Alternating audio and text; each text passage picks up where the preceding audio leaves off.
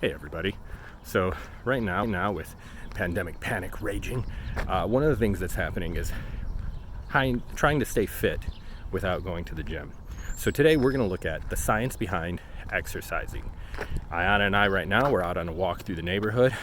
We do have our masks with us for when we encounter people. But we're also going to look at other ways of exercising, not just walking. We'll talk about why walking and movement in general is a benefit for you. But we're going to talk about particularly three kinds of exercises. We're going to look at isometric, concentric, and eccentric, and try to figure out what each of them is, get some examples of them, and show you how each of those work. So let's go ahead and let's take a look at the science behind exercise. Okay, so we're changed, we're home. We just finished the first part of our workout. So let's talk a little bit about why exercise works. You'll hear a lot about exercise, about target heart zone. That's getting your heart into this fat burning, into this working mode. Now, the reason for that is you have to remember your cells, each individual cell carries out all the functions of life that you do as a complete organism. So the more we make a cell work, right? So a muscle cell, cells in our connective tissue, the more we make those cells work, the more they need to clear out excess waste, and the more they need to get in energy and oxygen, right? So as we're working muscles more, the more we work, the more that they need to process things. The more they need to process, the quicker our heart beats, the more energy we burn in total through the whole system. So essentially, exercise is just on the cellular level making work happen, and then on the organ or the tissue level making work happen. On the organ system level making work happen. It's just doing work, making things happen, burning energy. So I had mentioned that there are three main types of exercise movements that all burn energy in their own way. The first one you've heard about, hopefully, maybe you have, maybe you haven't, is isometric. You'll hear a lot about isometrics as you're doing things, as you're going through, and it's one of the, when it comes to body weight exercises and home exercises, it's one of the things people talk about the most, isometrics. What does that mean? What does iso mean? Isolated? Isolated. That's a good word. We're talking about not moving. We're talking about this stationary. So one of the times where we see isometric a lot is in a plank position. So here, Aiyana's in a plank position, and planks are great for isometrics for a few things. There's a lot that's being worked. Now she's really tired because we just did a 60-minute workout, but her arms are stationary. Her legs are stationary, very important. Even though we don't think about our core as like a joint, it is a series of muscles that work together to allow for us to bend, for us to flex, all this. So those are all remaining stationary through a plank.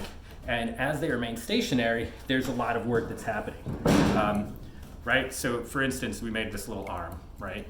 To keep it bent, obviously that takes a lot, but to keep it straight also takes energy, right? It takes work to keep it bent, and to keep it bent rather, and to keep it straight as well. It also takes work. If we just let it kind of flop around there, it falls. So that's isometric. You can stop now. Sorry. That's isometric. That's burning a lot of weight. The next one is concentric. Why don't you grab a weight for us, Adam? Concentric motion is when a muscle or muscle group gets shorter in the effort to do work. Moves a load while getting shorter. One of the most typical ways that we see this happen is with a curl. Go ahead and do a curl now. Fantastical. Fantastical. Okay, you can put those down. And then the last, and there's a way that we can see all three. There's a couple exercises where we can see all three, because the third one is called eccentric.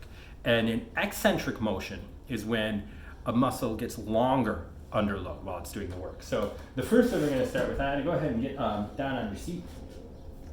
Sitting? Yeah, well, not on your butt. We're going to do crunches.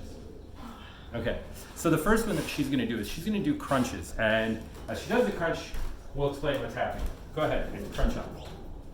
So when she crunches up, her abdominal muscles are getting shorter under load and they're doing work. Now as she goes back slowly, they're lengthening.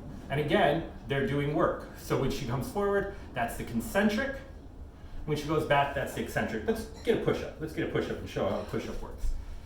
She's running out of energy. She's getting lazy. I don't know. Go ahead. Going down. Now going down, her chest muscle. This is the important thing. We want to focus, that's what you're focusing on, is the chest muscle with a push-up. And if you push your arms straight, when you push your arm straight, if you put it here, you can feel your chest gets tighter, it gets harder through here. That's that muscle tightening up. So as you go up in a push-up, that's the concentric part for your chest. And then as you come down, you can feel it lengthen through your chest. That's the eccentric. So with both crunches, so you showed us concentric and eccentric for your core and for your chest with push-ups. That was fantastic work. That was great work. I love what you did there. That was me. Airplane. Show all three. Broken What? airplane.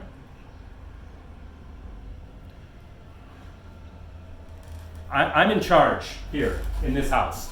No, you're not. I am. Do it. Okay, broken airplane. So for broken airplane, what she's making me do is I have my leg and my arm out straight. This is an isometric hold. So as the recycling truck goes by, right now I'm remaining static.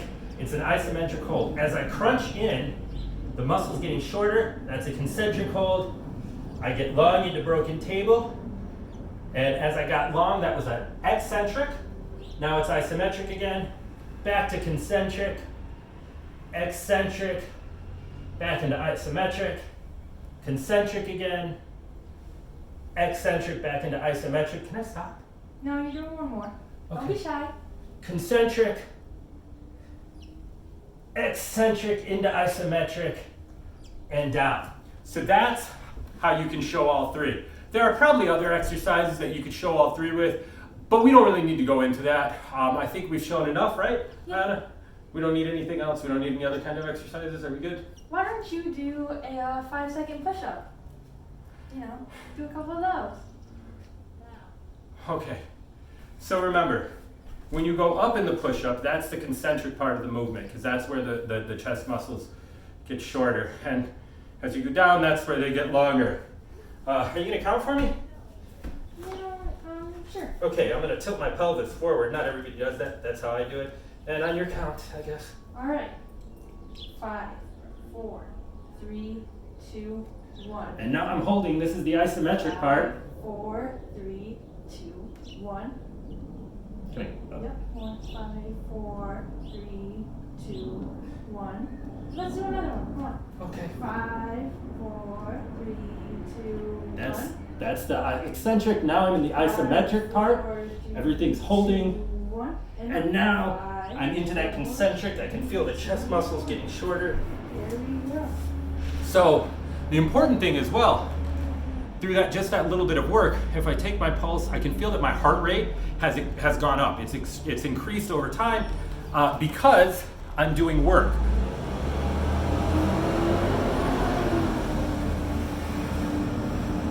Loud recycling truck. This is what we get for filming with the window open. But the important thing is, even with just that little bit, one set of broken airplane into broken table, a couple of 5-second push-ups, I've got my heart rate going, right? My heart rate is going, I'm starting to use up energy. These are the things that are gonna lead to increased cardiovascular strength and increased cardiovascular health. It's also gonna lead to just muscular strength. Very importantly, these things that involve movement also help with just flexibility, getting your tendons strong. There's one more very, very big key though when it comes to working out. Well, there are two. Two, that's like 5, but there are 2. One is what you eat, right? If you're eating a lot of junk, how healthy are you really? And the other one is, very importantly, staying hydrated. This is because, as we know, one of the most important things that our body needs is water. From a chemistry standpoint, you know that the majority of our cells are filled with water. The cytoplasm is made up primarily of water. It uses a lot of water. Our body needs a lot of water. Water is very, very, very important.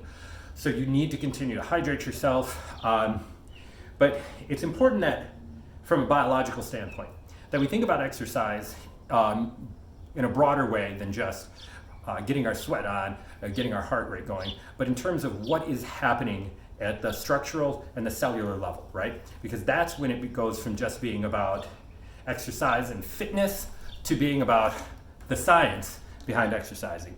Thank you so much. We will see you next week. Bye.